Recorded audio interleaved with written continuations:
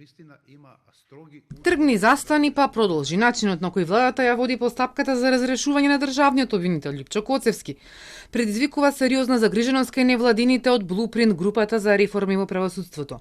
Недоследноста го нарушува принципот на правна сигурност и создава ризик од политичка инструментализација, алармираат невладините. Сметаме дека е проблематично од неколку аспекти начинот на кој што се води ваквата постапка и контекстот во кој што се случува.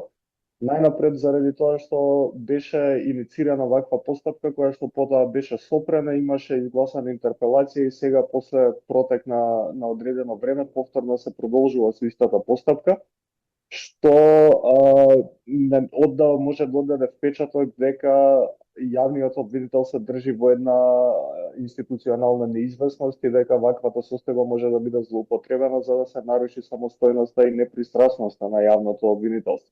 Особено загрижува што владата, која претходно тврдеше дека ја стопира постапката за да не ги попречи истражните действија за трагедијата во Кочани, сега повторно ја активира истата постапка.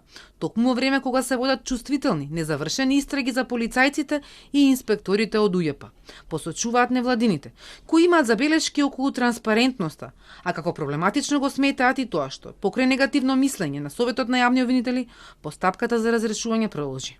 Ова е до некаде проблематично и ако ги земете предвид укажувањата на Венецијанската комисија на Советот на Европа, но и констатациите на Европската унија во последниот извештај со кој што се нотира влијание на извршната и законодавната власт врз судството и обвинителството, меѓутоа и како што кажав препораките на Венецијанската комисија која што вели дека треба да има построга регулација на ваквите постапки како од аспект на транспарентноста и отчетноста, така и да се направат обиди ваквите одлуки да се носат со широко парламентарно мнозинство за да се избегне впечаток на политички мотивиран процес, што сметаме дека во конкретниот случај не е доволно запазено.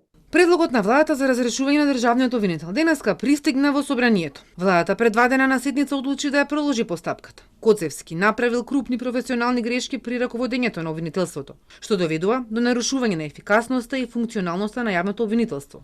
Неовластено изнесувал информации, не нарушил функционалноста на јавното обвинителство, го обвини владата. Но дека не поднеле докази со предлогот констатираше и Советот на јавни обвинители, кој донесе негативно мислење за разрешување на Коцевски уште во април. Според мислењето на Советот, донесен со мнозинство од 6 гласа, законската можност да се бара разрешување на државен обвинител сама по себе не е доволна, туку треба да биде заснована на јасни, претходно дефинирани и објективни критериуми. Констатирале дека тој не сторил крупна професионална грешка. Коцевски вчера рече дека забелешките на владата се неосновани и дека одлуката е политичка.